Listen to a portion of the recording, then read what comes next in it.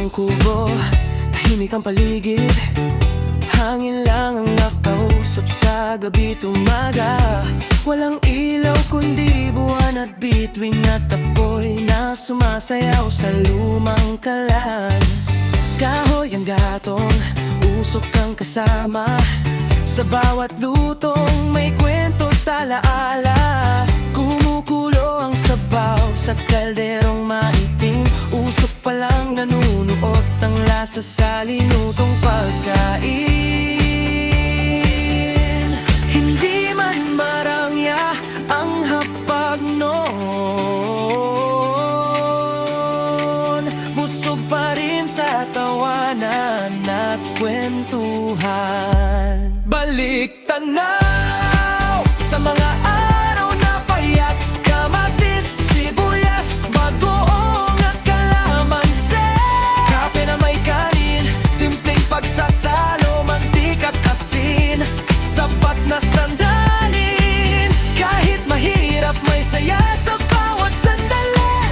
Walang kuryente pero maliwanag ang ngiti. Ngayon ko lang naramdaman at naiisip ang kahapon kay sarap balikan kahit masakit. Sa mahabang kahoy na upuan, sa hapagkainan kami nagkakasabay, kwento't tawanan ay buhay.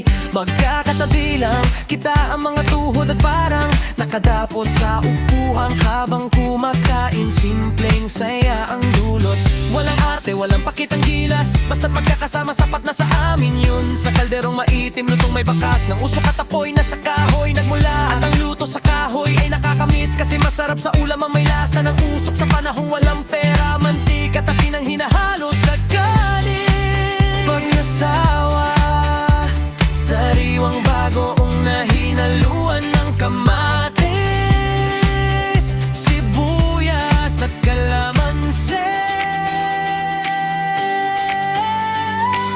Kahit pawis sa pagod ang kapalit, may yakap ang hangin sa bawat sandali.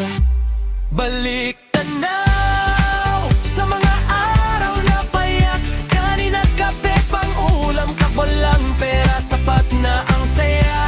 Bagong at kamatis, sibuyas at kalamansi, masarap na ulam din. Mantika at asin, ulam din sa kanin. Busog ang puso sa simpleng sandali.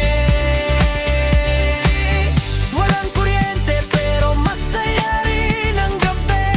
Ngayon ko lang dunay na naunawaan na ang kahapon di na maibabalik kailanman. Kung pwede lang ibalik ang oras, kahit saglit lang, kahit isang sandali, maramdaman muli ang init ng tahanan.